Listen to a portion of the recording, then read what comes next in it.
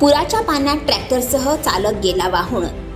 थरारक घटना मोबाईल कॅमेऱ्यात कैद. मागील 2 ते 3 दिवसांपासून विदर्भात अतिमुसळधार पाऊस पडत आहे. पावसामुळे नद्या नाल्यांना पूर आला असून अनेक ठिकाणी पूरस्थिती निर्माण झाली आहे. गोंदिया जिल्ह्यातील देवरी तालुक्यातील बाग नदीला देखील पूर आलाय. त्यामुळे शिलापूर पुराडा मार्गावरील पूल पाण्याखाली गेलाय. अशातच बाग नदीच्या पुरात ट्रॅक्टर वाहून गेल्याची घटना घडली. सुदैवाने ट्रॅक्टर चालक कृष्णा मारुती वलथरे वय वर्ष 30 राहणार पद्मपूर पुराच्या पाण्यातून वाचला आहे. ही थरारक घटना मोबाईल कॅमेऱ्यात कैद झाली आहे.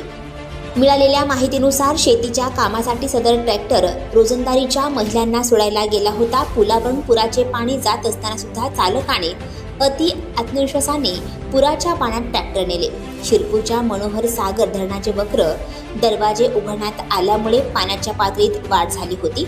यामध्ये ट्रॅक्टर वाहून गेले. विशेष म्हणजे देवरी पोलीस स्टेशनचे कर्तव्यदक्ष पोलीस निरीक्षक प्रवीण डांगे यांनी तालुक्यातील पूर परिस्थितीची पाहणी केली होती. सदर घटनास्थळी अनेक वर्षापासून पुलाची मागणी केली जात असून लोकप्रतिनिधी याकडे सर्रास दुर्लक्ष करीत असल्याचे परिसरातील लोकांचे म्हणणे आहे. आणखी नवनवीन व्हिडिओ पाहण्यासाठी आताच आमच्या स्टार TV 9 चॅनलला सबस्क्राईब करा, लाईक करा, शेअर करा.